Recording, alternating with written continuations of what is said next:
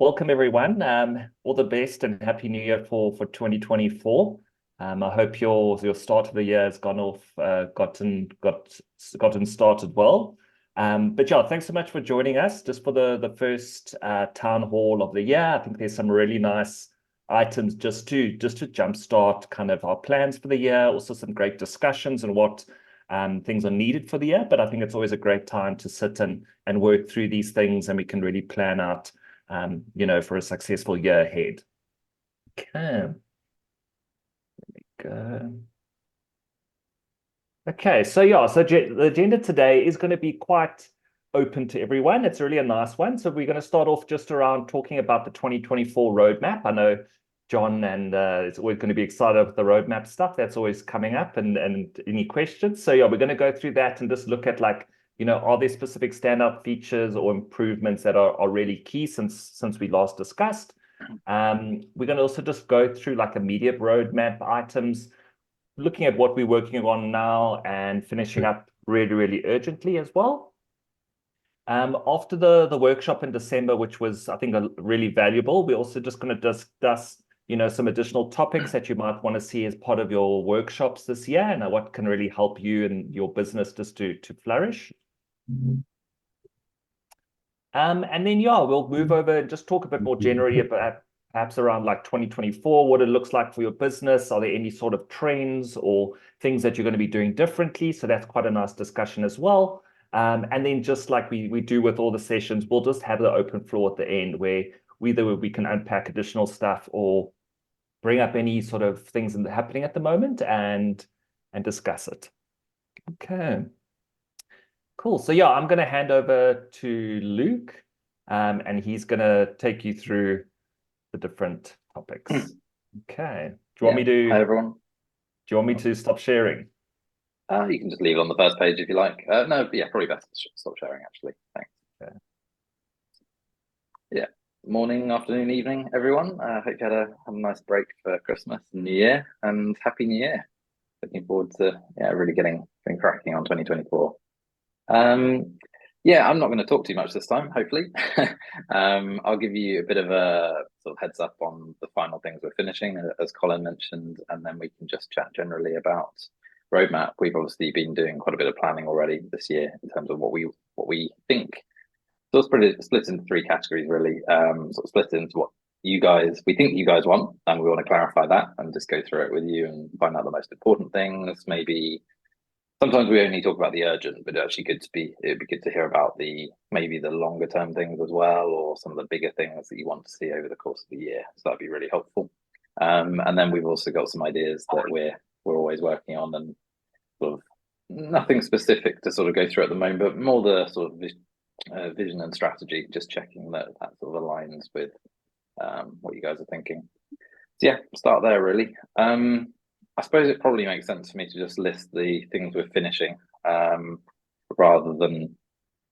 I mean, feel free to jump in if you want to request any, but I imagine there are probably some of these things. I'll just quickly raise those. So we have still finishing off some e-commerce elements that a few people have raised.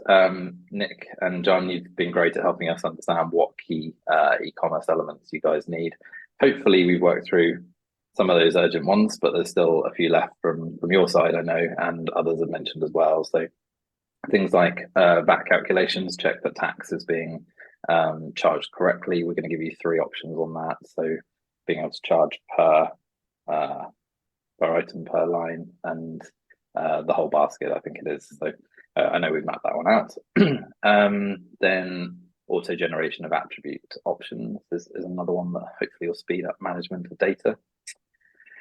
I think there are a couple of other e-commerce ones, but again, we can talk through those and get your feedback. I know your list kind of changes depending on current projects, and that's normal. So we want to hear those, and we want to make sure we're on top of anything for everyone, really, and make sure we can try and deal with the urgent ones while also having a better idea of the bigger picture.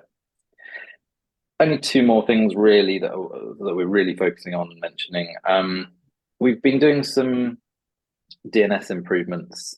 There are some things that are a little bit clunky still, and things that hadn't been working correctly, which we've been working on. We're also just trying to improve um, the UI, UX, and the sort of feedback that you get as well. Like if you add a record, sometimes it might not work, and we've got better reporting now from Platform OS on if a record perhaps is not fully correct, it'll tell you that it's pending and might need to check whether there's an issue with it.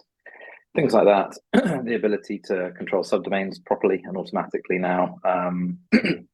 That's something that the guys have been working on quite a bit back end of last year. And just generally tidying up the experience, just so it's very clear what stage you're at and what needs to happen or that everything's working correctly. So if anybody has any more feedback on that, do shout out and add it to the list. And then just finally, and then I'll hand over to you guys, is access to sort of historical reseller data. I know if you're managing lots of sites, or if you're getting one bill across all sites, it'd be nice to be able to see more data, especially historically on that. One of the last town halls we had on this topic was being able to give you that data via API and being able to do whatever you want with it. So that's one of the high priorities, that you can just either automate your billing or at least report on it in whatever tool you'd like to.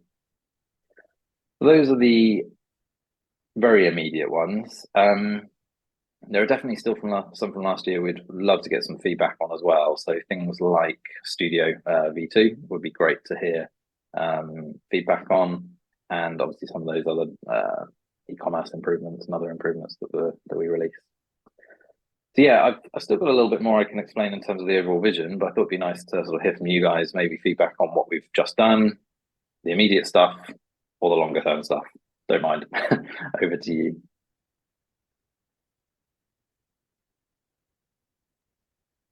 Yeah, I mean, I guess our thing is still the e-commerce bits and pieces. So good to hear that the VAT is virtually coming through there.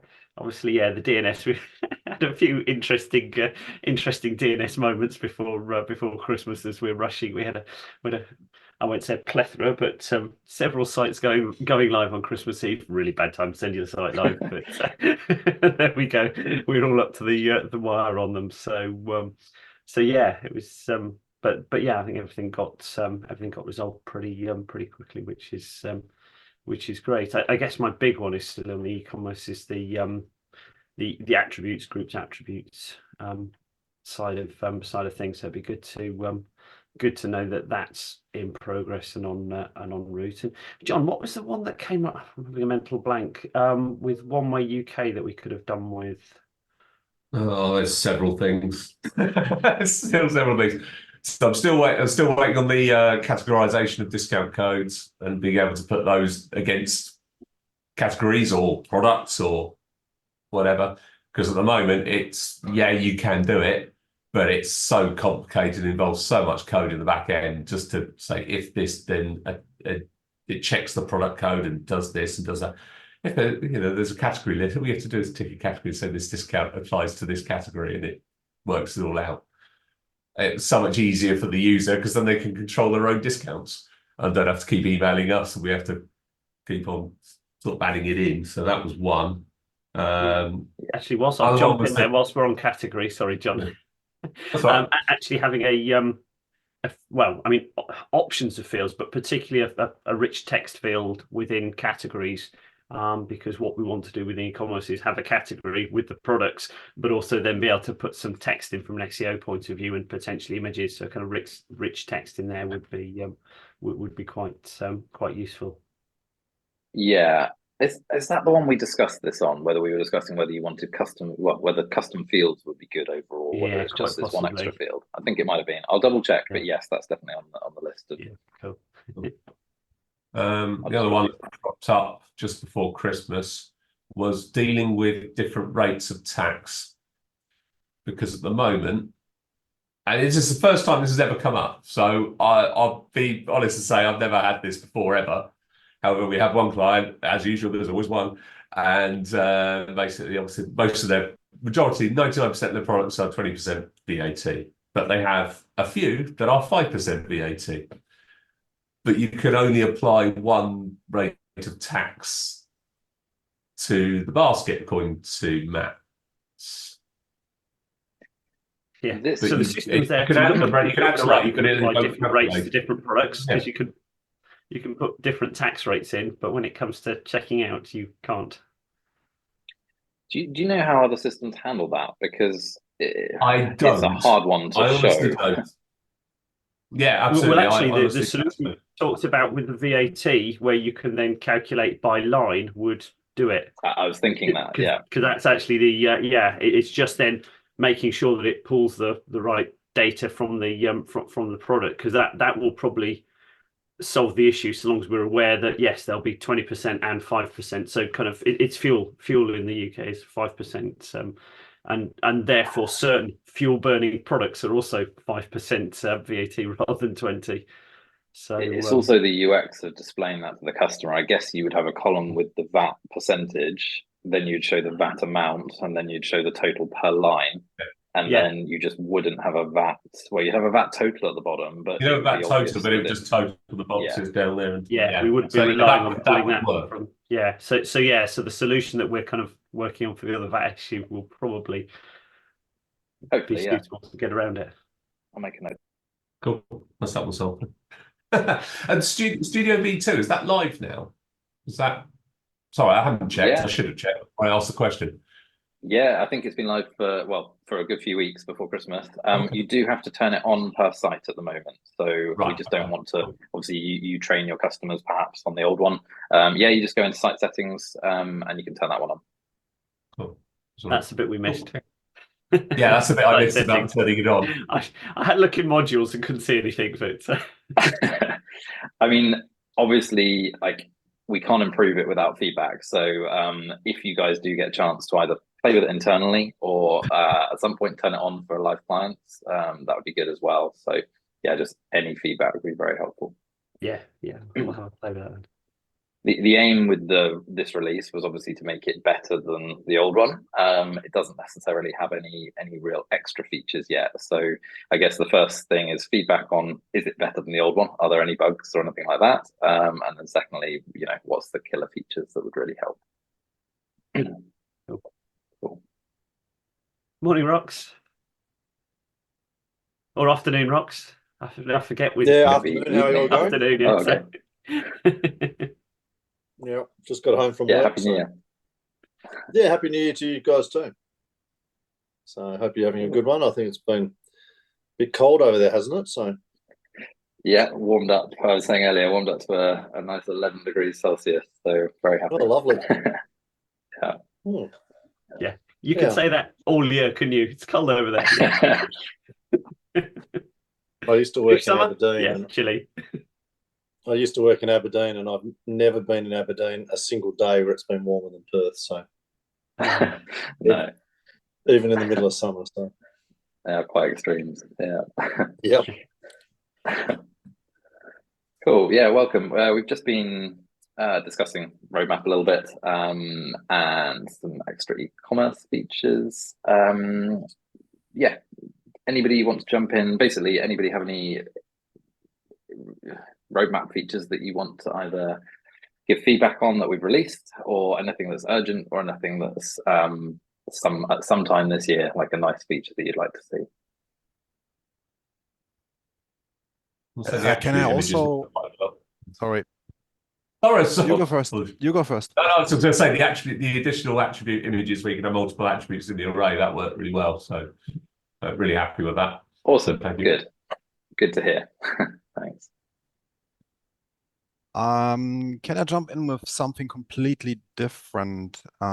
Sure. As you know, I'm coming from just jumping into Siteglide. I'm doing the transition this year because we had this kind of server issue, so I had to focus and build sites on a different platform. And something which my clients really appreciated is a feature not available on Siteglide yet, and that's what's called admin panel customization. Like, I give an example. At the moment, if we start building web apps on Siteglide, we have that part in the admin which says web apps, and I have to put on all my web apps will be listed there. Now I have a use case, a pretty complex e-commerce site, which not only has e-commerce, but also some other functionalities, video on demand. We talked about this, like multiple choice tests. And what we did, that's the site we want to bring over to Siteglide. What we did in the admin, because we could customize that admin panel on the site, we could group certain web apps under submenus. So there's a submenu called multiple choice tests. And in the submenu, all the web apps which have to deal with that, like tests, questionnaires, answers, whatever. Then there's another one for video on demand, also submenu, and it has like everything which all the web apps belonging to video on demand.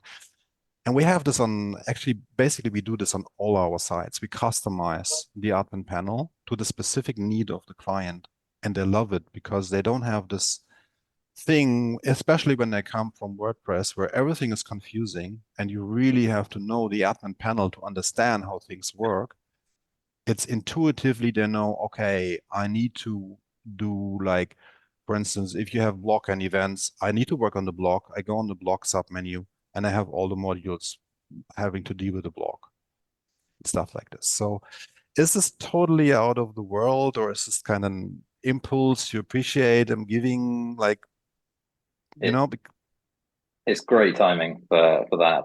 We haven't got that specific thing like next on the list or anything, but that's something I'm really focusing on for this year, or generally the idea of you guys being able to make Siteglide exactly what you need it to be for a specific project. We've done quite a lot of the foundations to make that possible already. So like user roles, for example, is a great way of strimming down the product so that you only give them the features you need, but totally agree, being able to sort of reorganize and show what comes where would be really helpful. I think the other piece to add in that was where I was more focused, and I think these two link together, is custom UI. I don't know if you've sort of, I don't know how many people use it, but we allow you guys to kind of create your own UI on the right-hand side for modules.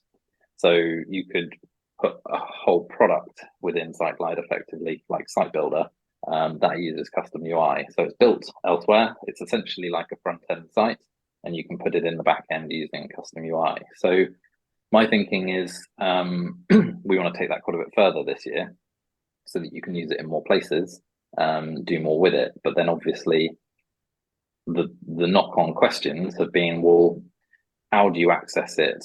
Is it only available, like you've got list view and detail to consider, and this comes back to that whole question of the navigation, the user experience, and the UI. So I think that's a really interesting addition to that same topic, really, and that's something I'd really like to discuss more with you guys and kind of get clear on what would be valuable. We could build all sorts of things, but we want to make sure that it's valuable and something that people are actually going to use. So yeah, I would love the ability to, I remember we did it in BC let you sort of customize everything eventually. Well, not everything, but they let you move that kind of stuff around and change it, and we did that quite a bit. So yeah, I remember you guys did quite a lot on with Wizzy back in the day on that. Yeah, it was painful. We were almost about to release it, and then we got the end of life announcement. So yeah, but it taught us a lot, and obviously helped us build Siteglide. So yeah. But yeah, I mean that's something. Yeah, because of that, that's something I've been very interested in for a long time, and I'd definitely like to see us include this year. It might be a case of mapping it out more with you guys. Maybe we have one of the next topics later in this chat is workshops, and maybe actually one of the next workshops could be something around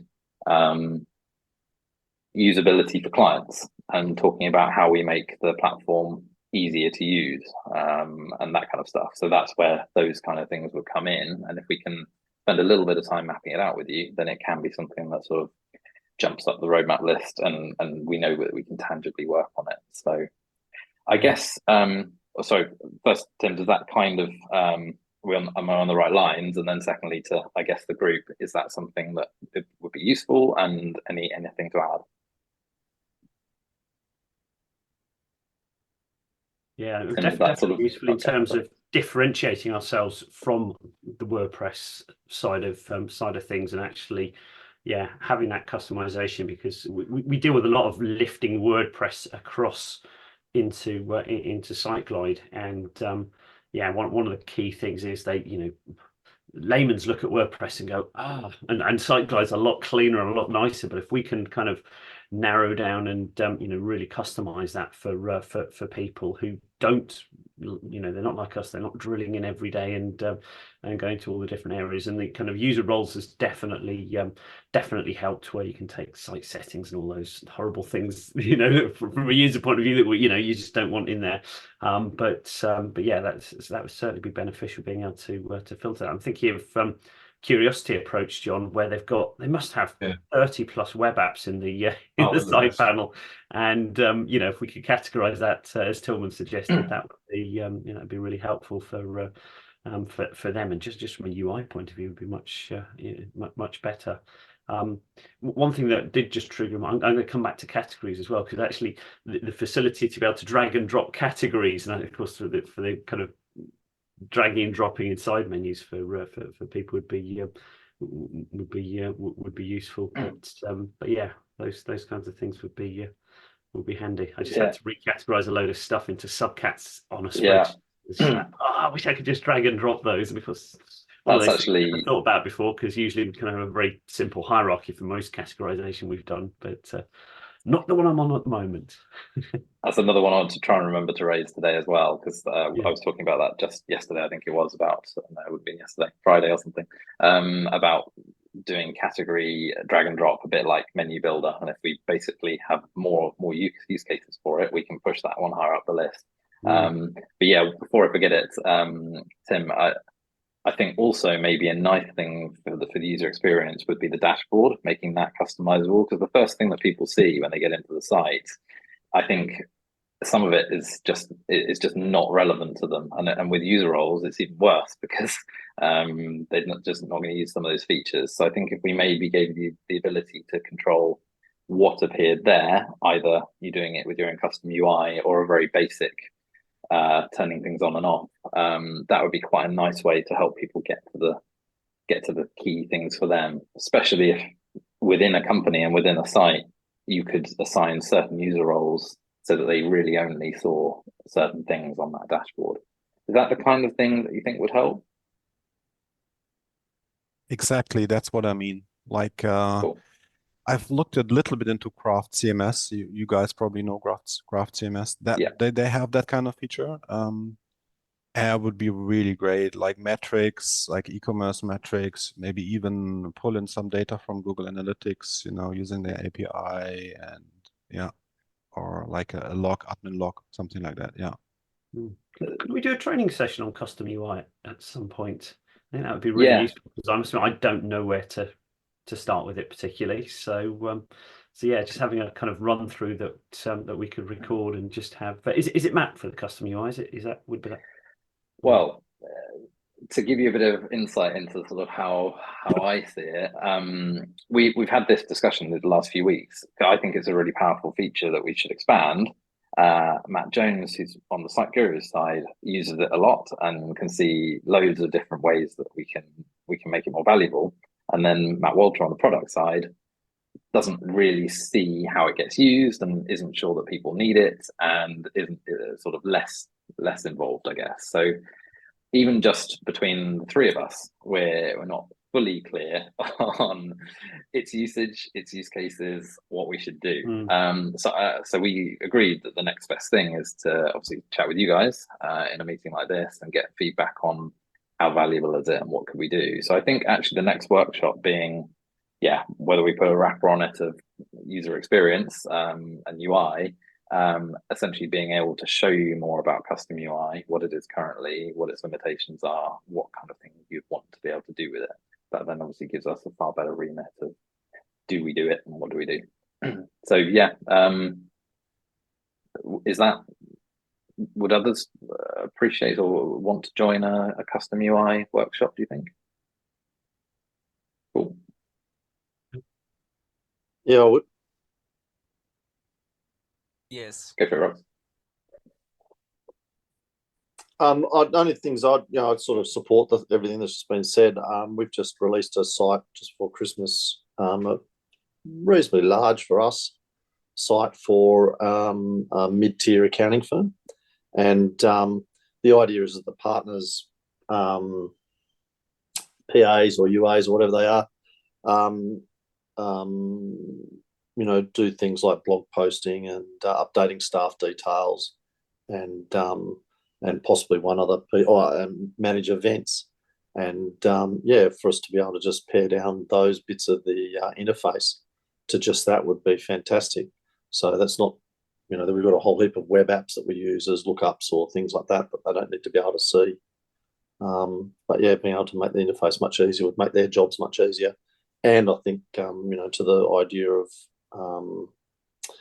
one of the biggest problems with WordPress, and I'd like to think that I'm fairly skilled in different systems, it just does my head in every time I see a new site that I'm having to manage in WordPress. It just is, everything is different, and so I think having a nice, easy to use interfaces will help people who are not everyday users.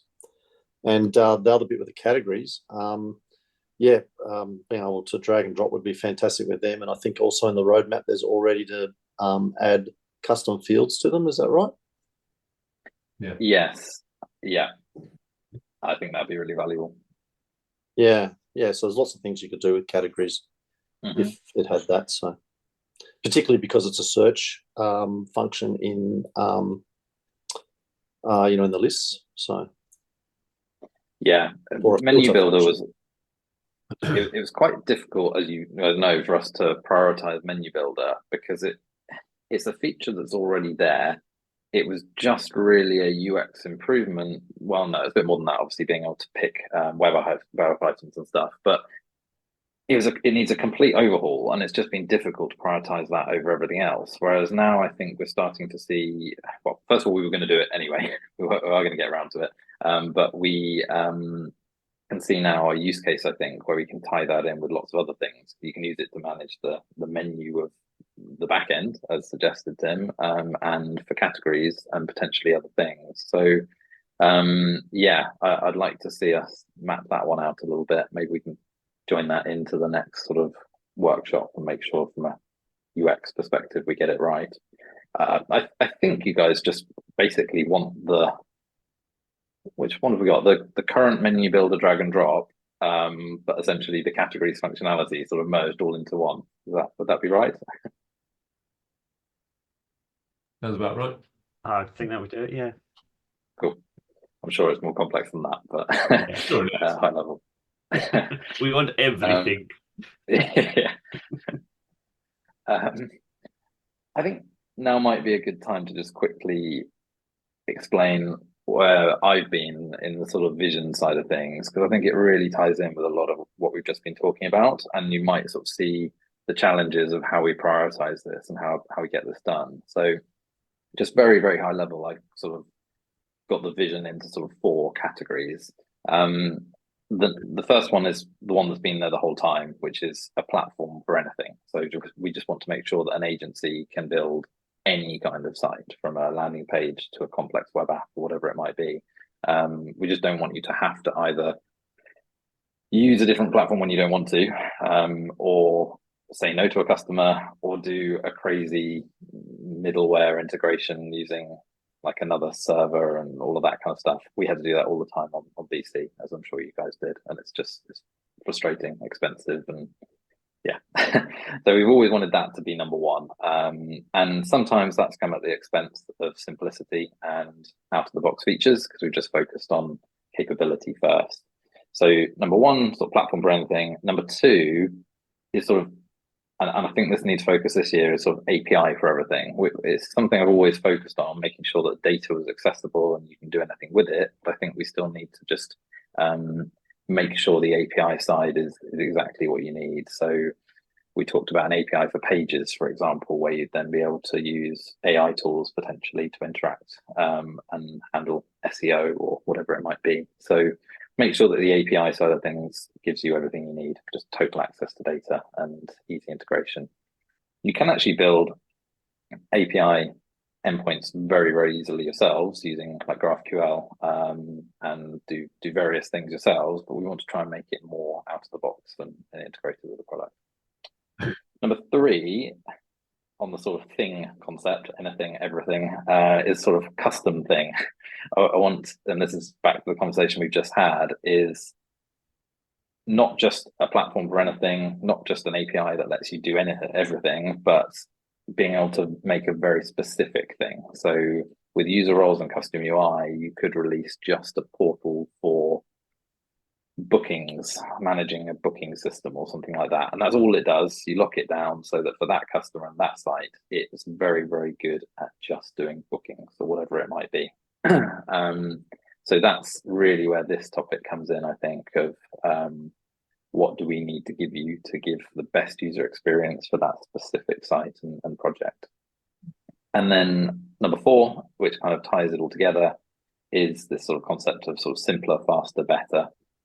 We want to actually really try and get some time to focus on making onboarding easier, whether it's for agencies, but obviously most importantly for your customers, so that it's a simple process to get them on board and trained and set up.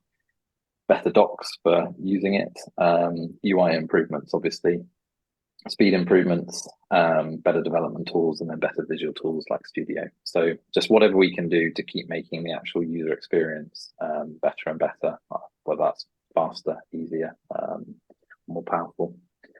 So yeah, I think those last 2 really tie together, and I'd love to have more of a discussion about that, either a little bit now or definitely in a workshop where I think there's obviously been a period where we've had to just build, we've had to give you features because for that specific project it was essential, or just generally out of the box it needed to have it. But I'm hoping we're getting closer to a time where we can zoom out a little bit as well and go, right, what can we do to make it just that little bit better to use, solve that solution very specifically, or just save everybody time. So yeah, I thought I'd give you my sort of high level. I'm looking at, I mean, what that means, sort of tying those 4 together, it means we're looking at things like disconnecting CRM from forms. That's something I've wanted to do for a long time, but just so that you guys can choose not to use CRM if you don't want to. There might be various projects where you just don't need that.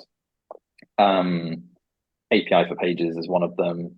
Reporting, we wanted to come on to sort of reporting phase 2, and rather than just sort of churn out a few more features on the existing reporting tool, we want to try and look more at the API side of things, giving you access to maybe generate your own queries and your own reports more easily than just whatever we say you can do. Custom UI is a huge one. Custom module for one site. That's an annoying little UX thing. Behind the scenes, it's more than UX, but sometimes you guys will want to do a custom module for a site because a web app isn't quite what you need. So it might be because you need custom UI, or it might be just something specific about that module, and you then maybe want to use it for other sites in the future, but you don't want it to be a marketplace product. You don't want to sell it to other people or give it to anybody else. You just want it to be for that one site for now. So I think we'll try and make a way for you to way more easily just deploy or create a site specific module. I can't remember, we discussed it the other day, but there's a way where you don't really have to do much at all. You can just get that set up very, very easily. And then it means you can build something quite custom for that site. I think this would start to solve some of these kind of things that we've just been talking about, where you want a specific area, let's say bookings, just for that site, and you can set it up as a module. You don't have to worry about it being 3 different web apps that just appear in a list of web apps. You can kind of make that a little bit more bespoke. Right, I promised I wouldn't do too much talking. I think I'll stop there. Does that kind of, any of that sort of really stand out for anybody? Anything you think we should delve into more? I'm excited about those custom chat. Sorry. The custom module idea is great, because that's something I'm finding, like, you want to do a secure zone and you want to do it for 3 sites and you're having to do it piecemeal. It'd be just nice to be able to deploy it, login screen, menu, all the guts of a secure zone. So Exactly. yeah, that's something I was going to ask for. So yeah, really good to hear that. So yeah, you're right. A custom module, which you just have as in your toolkit and you just redeploy it, would be brilliant. So just to use that as an example, you can do Yeah, that just as currently. an agency module that, you know, you build it once and you don't have to build it again for the next site. You can just grab it and Yeah. push it into the other site. But I mean, at the So- moment, it's all too, you know, I do that a lot. Like I'll build a secure zone on one site, then I go and pull bits out of it to use in the next site. But that's, yeah, takes a lot of time. So currently you could go off and build a module for the marketplace and you could do exactly what you just said. It's just a bit too cumbersome at the moment because it's kind of Yeah, set up like for a red selling it to start. somebody. And you just want to be able to go, no, I want this to be reusable or to be contained. Yeah, exactly. Yep. Great.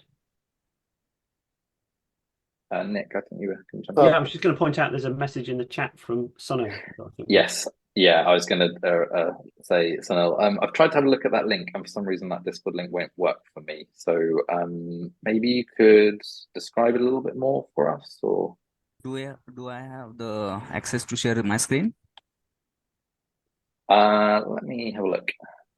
Yeah, you should be able to. Okay, fine. So I'm sharing my screen. I just want to talk about one of the feature. Sure.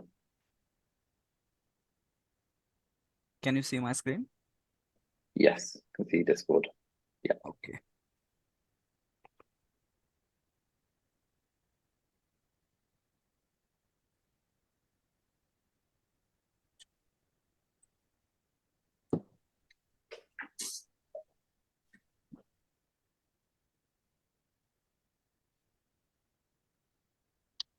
So this is one of the chat which we had discussed in the past, and the query was from Daniel because he is a expert in the SEO field, and he wanted the products URL like the categories URL and then the product URL.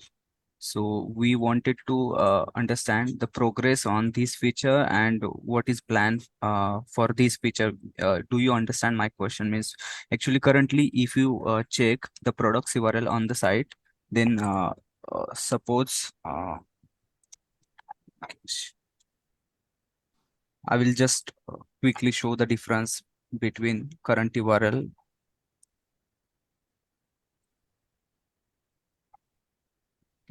So currently, if you check the products URL is like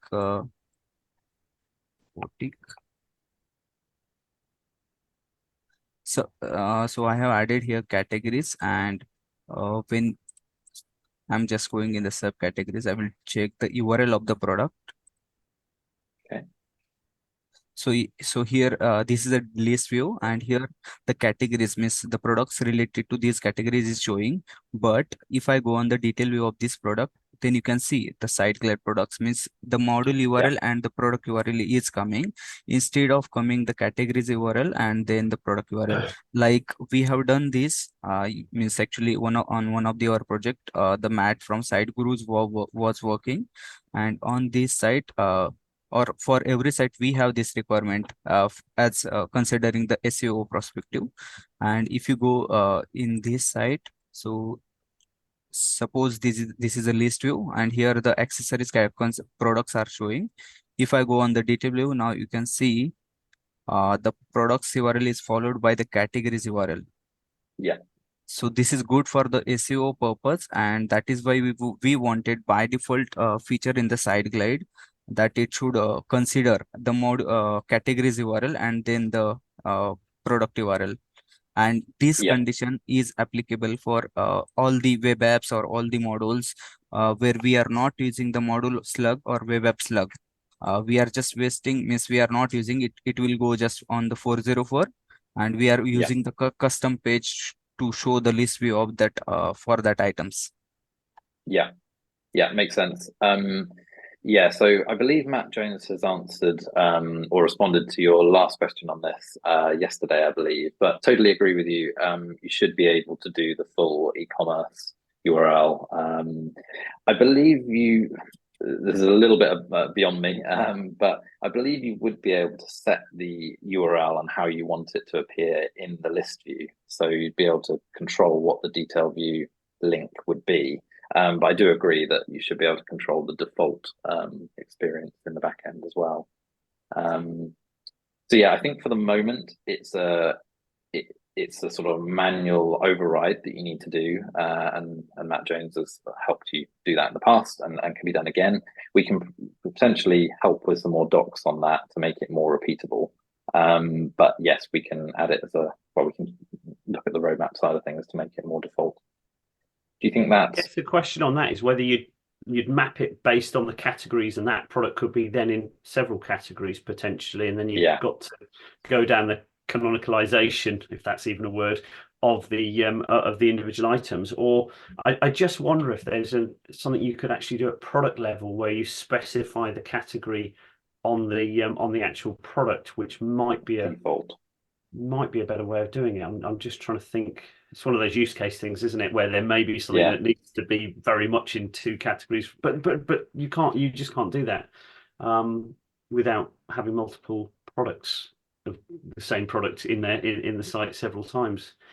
I remember BC used to list all the different URLs that in the product backend you could see the different URLs that it appeared under, and I don't think they actually offered a way to pick a default. You had to do a canonical link yourself manually in the code, which obviously Google recommends and you should be doing anyway. You could choose one in BC towards the end. You could actually go in and choose that canonical link, but that might be the solution. But it's a Rubik's cube, really. Yeah, I might be tempted to think actually put it against the product, because in terms of if it's an SEO issue, then actually there is only one correct SEO route, other than having the same product on there several times. So you've got to go for canonical, and that's what you'd have to do. So you therefore may as well put it against the product. But then, as Sunil says, the URL isn't as good for SEO on the sort of default product URL. So it's a tricky one. I mean, but I don't know what the right answer is. Assigning the URL that you want to use against the actual product. Right. Yes. Yeah. Does that sound? Then bringing categories into products and choosing one. Yeah. The plot deepens. Sunil, do you think that, I mean, at the moment, it is going to need to be solved just in code. And as you've seen, as you've got currently working, it can be done. Do you think we've understood the requirements, though, although they're quite tricky? Do you think ideally being able to set a default URL, whether it's a specific category or something, would give you what you need? No, actually, miss, whatever category is assigned to that products, miss, you can see on the list view, we are correct, miss, up to coming on the list view. When we are just going on the detail view, miss, we are not in the sync, miss, for miss which category is assigned to that product and all. When our products are listed on the Google, so we can't understand, miss, from which category the product is coming, and it directly goes. If you click on that link, it will just go to the module URL and the products URL.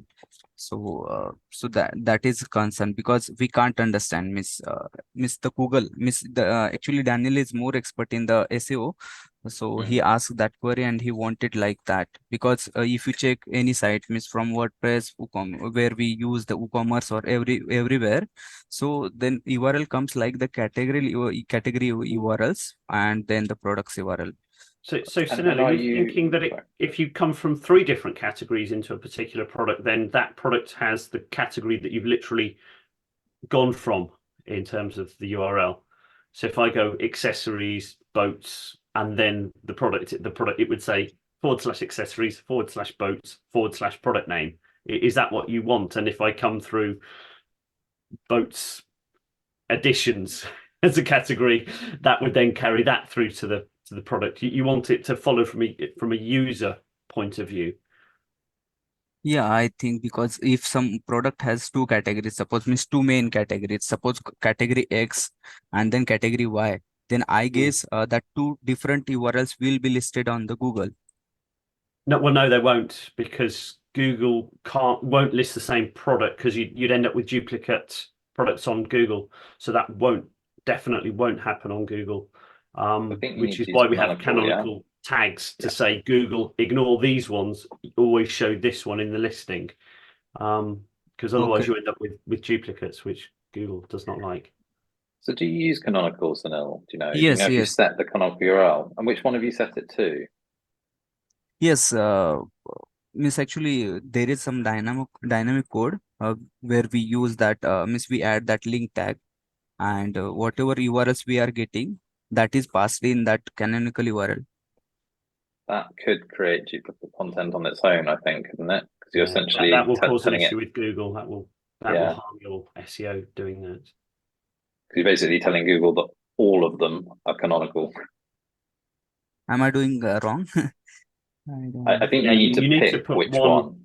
Yeah, you need to decide which is. So with Business Catalyst, so forgive me, Sunil, I don't know your background, whether you played with BC pre Siteglide, but within Business Catalyst, you could have multiple URLs effectively for a product. You could have it in 7 different categories, for example, but you had to set the canonical, which basically tells Google Okay. when you're listing, show this one, because otherwise, as Luke says, it shows up as duplicates. So yeah, if Siteglide were to go down that route again, it would probably need to be a choice. For example, Shopify, every product is /product name. That's how Shopify handle it, and they've done that for a reason. So yeah, it's either one of the 2 routes, the old BC route or the Shopify route, and neither is necessarily right or wrong from a user point of view in terms of jumping. If you're looking at the URL and wanting to just jump back to the categories via the URL, to kind of take the product name off the URL, then actually the old BC way of doing it and having a canonical link in there would be the better way of doing it. But from a Google point of view, they're both the same, because Google will only list one product. So Okay. yeah, think arguably the BC way with canonical, so you could at least choose one category to show in Google is a fraction stronger, but there's not a lot to call between the 2 in terms of SEO. So either will be acceptable. We're very big on the SEO side of things, and I've not flagged it as an issue for us, particularly with our e-commerce sites, because there's just not enough meat on the bones for it from an SEO point of view, if you like. Okay. Luke, from a Yeah. couple of other things you spoke about, Mhm. with the reports, Mhm. could you start off with an ability to say, have a saved GraphQL query, and that it's going to that I can save and then show in the dashboard, sort of thing, or that sort of stuff, Yeah. and maybe opening up GraphQL to more of the areas you want to Exactly. report. We've started this discussion, and I think even end users and clients are getting more and more familiar with SQL as a concept. A lot of people's job roles involve querying databases and extracting the data they want. So I don't think we should be too afraid to let people query things and control the data they want to see. I think you mean, Rox, probably you guys coming up with a few and then making them available for the user to pick just from, say, a drop down or something like that. Yeah. Yep. Yeah. So yeah, that's the safest way to start with, I think. But then maybe eventually letting people actually build their own queries as well. I don't have any clients, including the ones that are data scientists, who could write GraphQL at the moment. I don't think so. No, I don't think we'd have to get them to write GraphQL, but I think we would eventually want them to be able to pick, I want to see products where this is that. But more than the UI we've currently got, it would need to be a little bit more. No, I think you're right. I think the best thing for now is, if you're capable of doing it, we should allow you to for agencies, they should be able to build a query and then being able to show that in a nice UI. That's a great solution. And also on that, it would be nice to be able to edit the GraphQL inside the admin dashboard. So at the moment, those files aren't viewable. You have to do it outside and then import them. Yeah.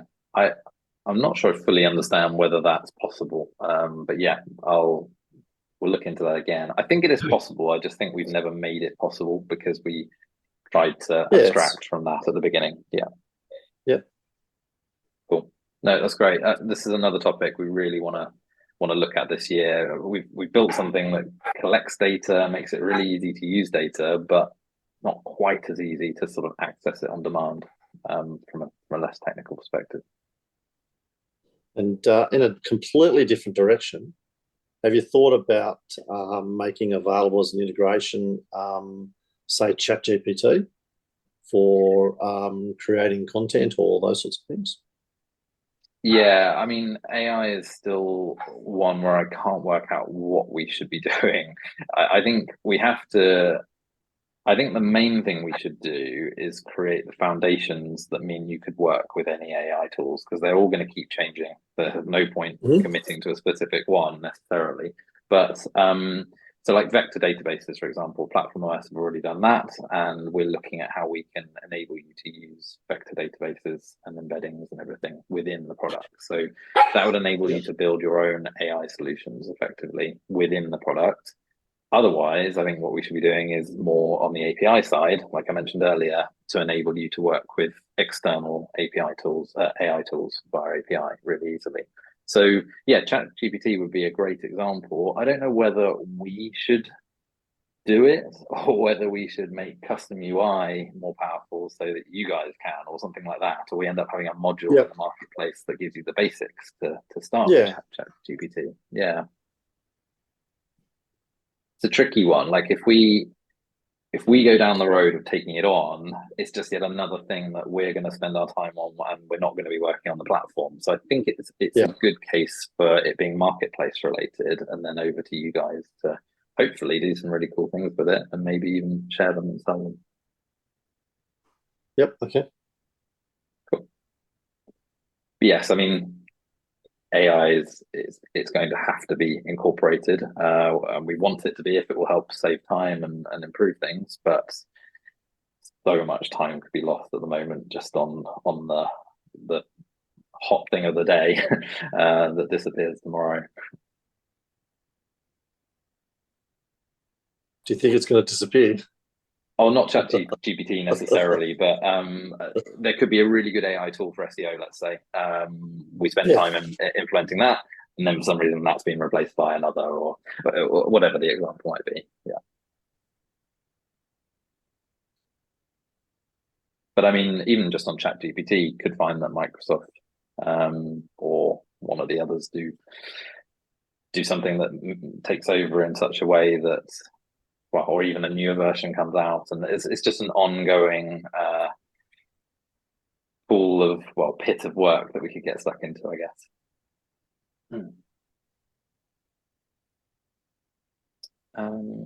Yeah, I think custom UI would really help there and allow you guys to do whatever you want. Good. Anything else sort of roadmap wise or vision wise that anybody wants to discuss? I mean, it's not related to those, but you know, I get the messages about the system being up and down. Is there like any information on why it went down and those sorts of things? Yeah, so there's only one thing that is in any way linked to us, really, that we're going to do pretty soon. We're just going to move something that's on a certain Platform OS instance and move that, which would help with probably like under 10% of the cases that we've seen. Frustratingly, obviously you get those messages, and 90% of the time it's going to be that it's just reported something, a timeout once that happened once, or maybe for something like a minute, and then it's resolved, and the checker only checks every, say, 5 minutes. So it looks far worse than it is. The most recent one, for example, was actually a Netlify outage. Again, something we can't really control. There was an AWS one in December. So most of them are linked to a third party that controls so many different platforms anyway that we can't really do a lot about that. There are a couple, well, only really that one that I've mentioned that we really can do anything about. So I think it's partly a case of us doing that, and potentially looking at how we report it. It's always a tricky one. We don't want to make it too it's like sensitivity. If we make the sensitivity too low, Nick, I think we've had this discussion in the past. Like you were tracking something and you were getting it every 5 seconds, but actually it was the polling of that adding to the problem potentially. So it is a tricky one. I think we have to be careful that we don't over report, but we also have to make sure that you're aware if there's something. I think ideally maybe we'd pick a time frame where it was actually, if it was fully down for 5 minutes or something like that, we would report it as a issue. Whereas at the beginning of the 5 minutes, we would have somewhere where we can loosely flag it as there might be something going on, maybe just in Discord, something like that. But I mean, hopefully you're not seeing any actual outage regularly. I mean, that should be very infrequent, I would assume. Yeah, it hasn't been very much, but I'm also not eager for. I'm not looking forward to when the client asks me when it's down, why was it down, and me not being able to say. So having some knowledge to be able to give back to them as to why it was down, rather than it was just an internet issue or something like that.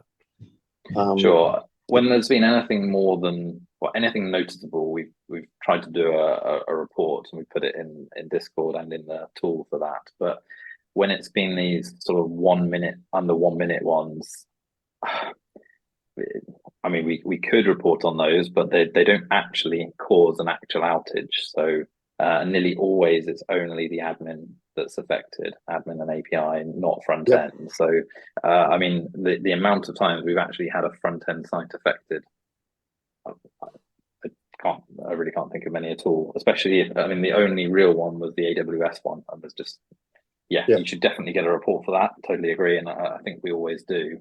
But for the sort of 1 minute back end ones, I don't know, what do you think ideally? I guess we could have a template for those. If it's always something very simple, we could at least share that. At least you know what topic, what sort of bucket it fits into. Yeah, I mean, Microsoft does something a bit like that would help. So but it's only, well, a client's never mentioned anything yet, but I get the messages when it goes down, I get the messages when it goes up. And they've mostly been during our work time here. So anyway. It's not a major thing. It's just I think it's just in the maturity of the platform, those sorts of things would be good probably. Yeah, I obviously it's the thing, it's the most important thing, and we take it very seriously, and hopefully you all agree that uptime and reliability is there. But I do worry that we're now highlighting something that either isn't really an issue or isn't anything like the issue it could suggest, because you get an email 5 minutes later. It's just it's tricky. When it happens, I want to be able to so if it's in Discord or something like that, then that's fine. I'll go and get that. Okay. We spoke at a previous time about JSON files, so being able to use them rather than a web app for lookups and those sorts of things. Where's that on the roadmap now? Let me. I'll have to get back to you on that one because I haven't got it immediately in front of me. But just the JSON I'm just going to make a note to look it up. So,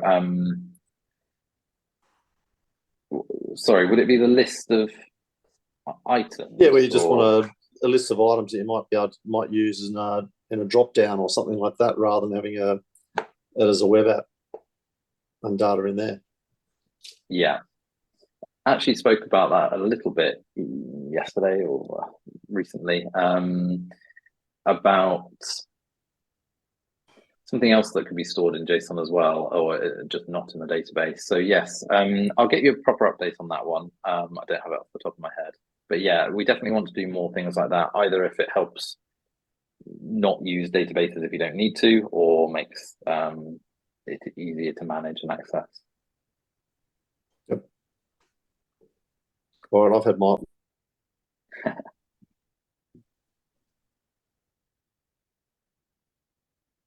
Would anybody say there's like a killer thing that you're seeing right now, or that would help you win projects or complete projects this year that you'd love to see us look at? So probably less specific to us and more just, obviously AI is probably the biggest topic, but is there anything really that would make it stand out, you think?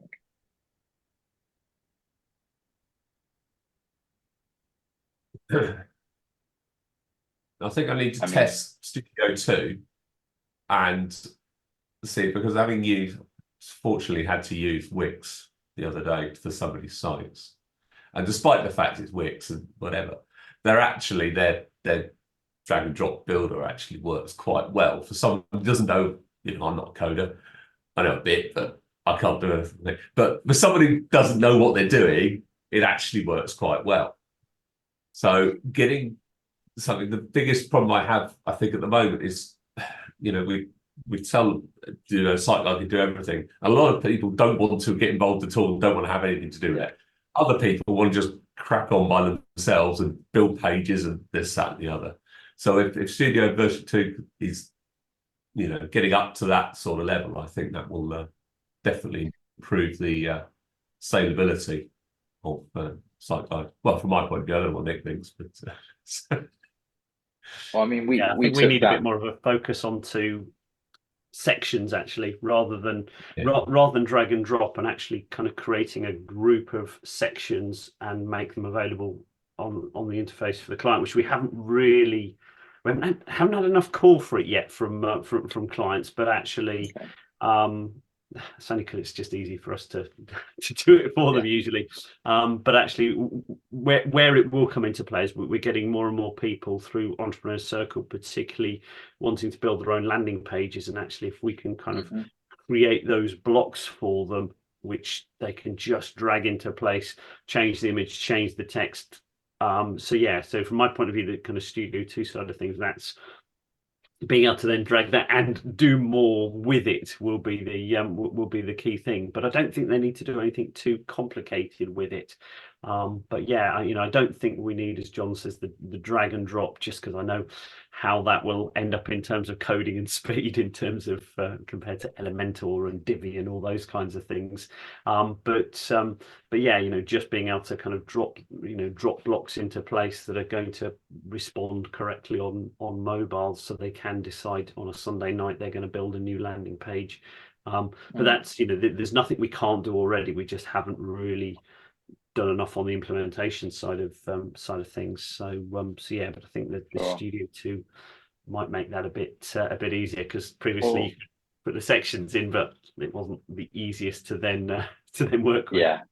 Well, I mean, if you guys get a bit of time to look at V2, I'm hoping you'll be pleasantly surprised on that, because to be honest, that was the remit last summer when we started that journey, was we need to make sure we at least offer good enough editing and building ability for end clients and for the less technical people. So I do think we've hit that. I think it works way better than the previous one, and really well. Obviously, there's things we can improve and add to it. I think the main area that we can improve on at the moment is integration with Siteglide features. So we've done some, but there'll be other things that you'd love to be able to just drop in or edit or something directly in the interface. And then the second thing we can do is dynamic content, make it easier to manage dynamic content. But the building of landing pages, if they're static, you should find that works really nicely now. You can, as long as you do use a library, you can drag in sections from the library, put them in, then edit them fully. So the next step would be allowing you to easily drag in like a form section or a product section or whatever it might be. And we do want to get there, but we obviously wanted to do phase 1 first. Yeah.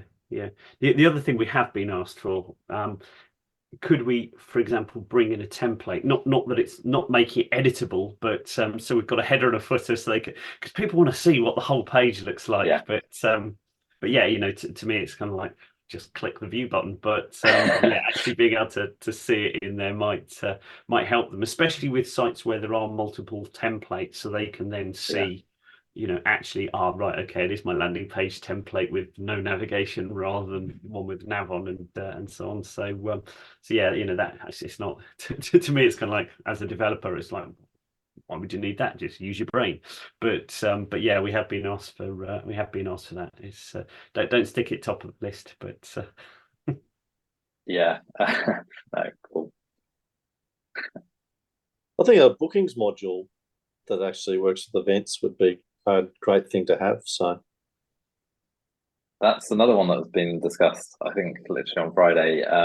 We are actually working on one anyway, and we were working out whether to turn that into a module. Yeah, and custom UI came up in that discussion because ideally you want to be able to manage the bookings and everything at the back end very, very easily. So yeah, again, we never know on use case really and demand, like would people use it? So we never know what to focus on with those kind of sort of mini projects. So maybe when we do next have our sort of workshop, or in the meantime, feel free to drop in ideas somewhere or in the roadmap or something of things you'd like to see, even if it's like a small module or I don't know, it'd be really helpful. I would like to bookings drop are good. in like a workshop on events would be really interesting. Like what is the difference between the booking module you just mentioned and events? At the moment, events is set up very specifically to let you handle digital mainly, I think, events, or no, and physical, I think. But you could be booking on you could be booking out inventory on a calendar basis, very specifically to slots, like time slots. Okay. And I think that's the bit gotcha. that is quite Yeah. different. But we That's a have done different use that case. recently. Well, in terms of events, I'm super interested because we have one client who has a rather complicated events page. Just one example, what we built for them is a quota system. They needed that for one event, meaning that they wanted to hand out a particular code to a specific stakeholder. And with that code, that stakeholder is able to book just 10 tickets. Like, let's say it's an event with 100 seats, and that stakeholder can only book with that code. You need to enter a code, and it's limiting the amount of tickets you can book. And that was rather important. Took us some workarounds, but this is some kind of stuff we could talk about, like also ticketing, like workflows where you could basically pull in some kind of QR codes, and on the live side, on the venue side, people can check in with that QR code and it comes back to the platform and it's checking people in, stuff like this. This is all rather interesting. Yeah, I think a good example there is we've probably got the foundations for that kind of thing. So we've got at the moment events as a module, and then tickets as a e-commerce product, and the two work together. So you could essentially build what you've just described, but I assume I need something to confirm, but the QR code side of it, that would all end up being custom on top. So this is where you kind of get to a point, well, if someone has a use case with all of that, build it and then turn it into a module, and then it's available to others potentially, whether we do that or other people. So that's why we built the marketplace, and we want to enable others to do that, and we want to release more things like that, because just giving you a basic events feature with tickets, you've still got to do quite a bit of the legwork and come up with the ideas and the strategy and everything. So I think that's what I'm going to do. I want to dive a bit deeper into Siteglide. That's kind of my jam, that event thing. Cool.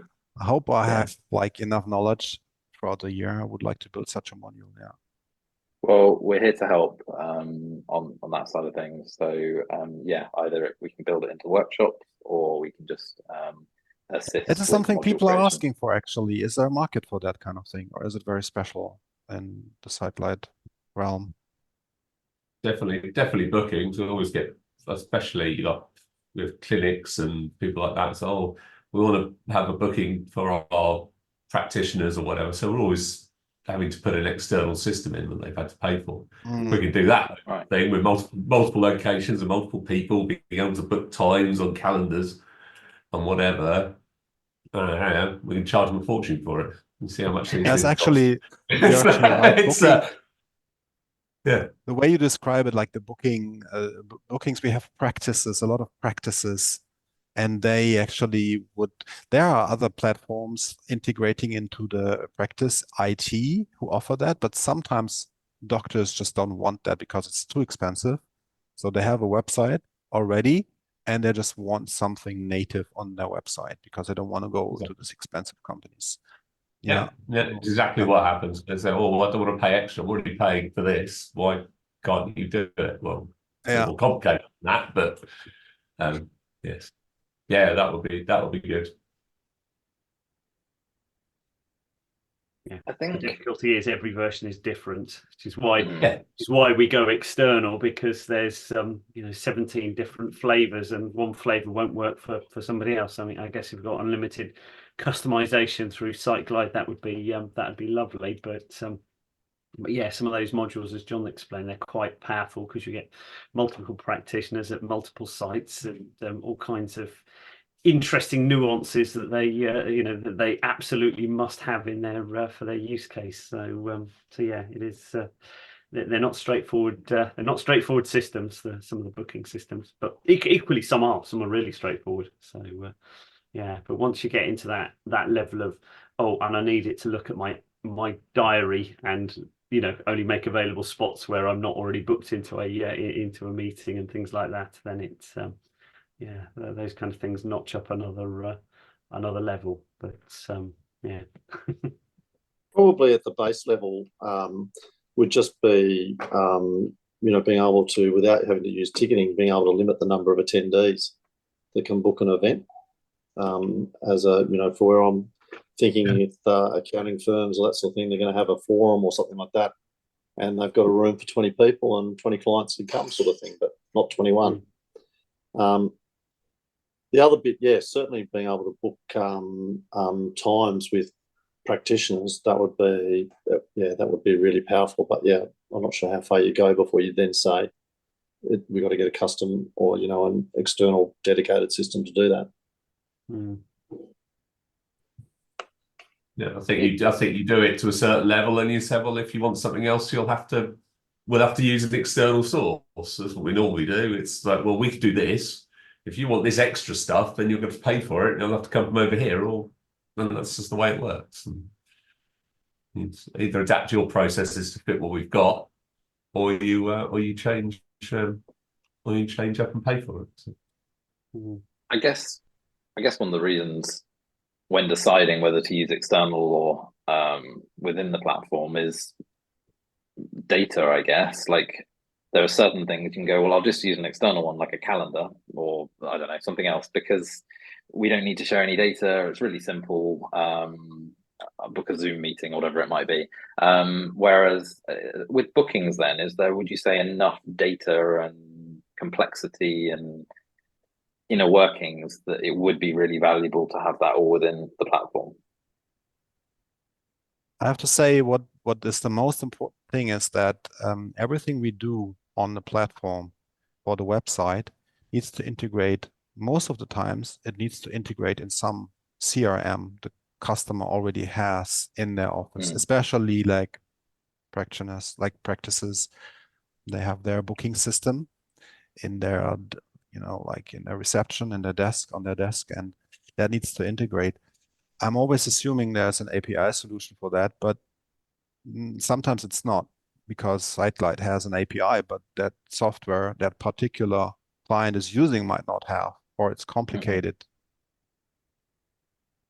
Yeah, this is exactly the problem. You've got to work out where the best place is to build it because of all the different pieces or tools that the customer might have. I have to say, I'm sometimes tempted to just try, or like thinking about the idea of actually having Siteglide not only providing data for the website, but also working as a standalone CRM. Like trying, I mean, to sell this to clients, then you have all in one box, and as it's usage based anyway, and the client only pays for the usage, that might be an interesting idea. I have to still figure that out. I'm new to Siteglide, so I'm just thinking out of the box. Linking it back to BC, which we can kind of all relate to, that was one of the biggest selling points of BC, having the proper CRM built in. Then you've got secure zones where you can let people sort of front end manage and interact with it. That was the same basis for us. So the CRM is a hugely integral part, but we haven't built a CRM. We've built a a user database with secure access effectively. And the difference, well, no, that's a bit unfair. We've got orders, we've got companies, we've got a lot of the things there, forms and cases. But I think the big difference is the user interface customization for doing the kind of stuff you want to do in a CRM. And again, this might be where custom UI comes in. Someone could build a rudimentary CRM or even a complex CRM using your own UI. There's nothing to stop you doing that on Siteglide. The question is, should it be part of the core product? And if it is, then that distracts us from maybe building more important things. So it's a tricky one, but I would love to see a CRM built in. And then if we did that, I still would love to see more email capabilities. We've obviously got transactional email, but more like email marketing and automation built in off the back of it. But obviously that's quite a big undertaking to do both CRM and email marketing, just us. If it was marketplace, it's a bit of a different story. A bit of a challenge when it comes to CRM is also GDPR. Yeah. Not talking about like the formal things like the platform has to be secure and you have to agree, stuff like that. I mean, on how to process data on the long run. That's a bit of a challenge because the law says that I can only keep data for a certain purpose.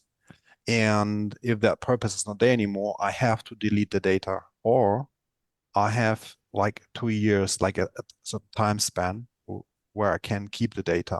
So that's kind of a bit of a challenge, because if you collect like 1,000 records and you want to start deleting them manually, that's impossible, right? So I'm pretty sure in Siteglide we can write a routine so it auto deletes after some time, right? But yeah, that's I'm just mentioning it. That's the kind of struggle I'm fighting with personally. Yeah.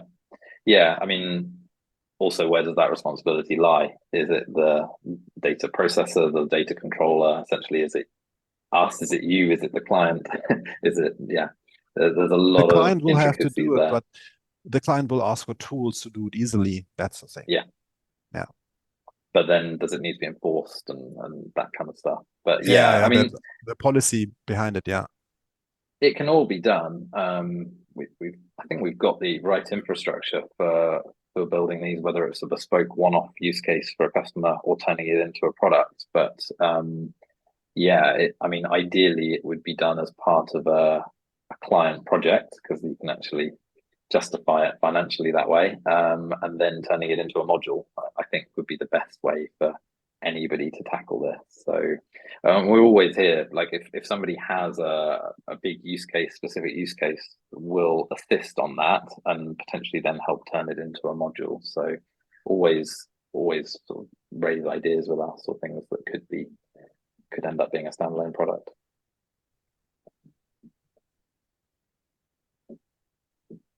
Cool. Yeah, I mean, we've covered a lot of the things that I've been thinking of recently and we've been working on. So that's been really productive from my side. Anything else? I mean, I think we've sort of agreed that a workshop would be good on sort of customer experience and UX. So we'll try and get that scheduled. But I think what we might try and do is alternate. So one town hall is fairly short and quick, or just general topics, and then the next one maybe can go longer and have the workshop at the end, and then people get the choice of staying on for it or not. So at least that way you kind of know that it's not too intensive and taking up your time. So maybe for the next month, we plan in a workshop if people are interested. Cool. Yeah, sounds good. Yeah, I think that was everything that we wanted to mention. Anything else that anybody wanted to raise? Great. Okay, well, thank you for your time, everyone. I know it's been going a little while, so I really appreciate it. Really helpful feedback for us. We'll probably write up a bit more on the roadmap side and involve you guys in final decisions and priorities, or mapping it out further in the next workshop. Great. Cool. Thanks, everyone. Fantastic. See you all soon. Thanks. Right. Bye. Thank you, everyone. See you. Bye. Right.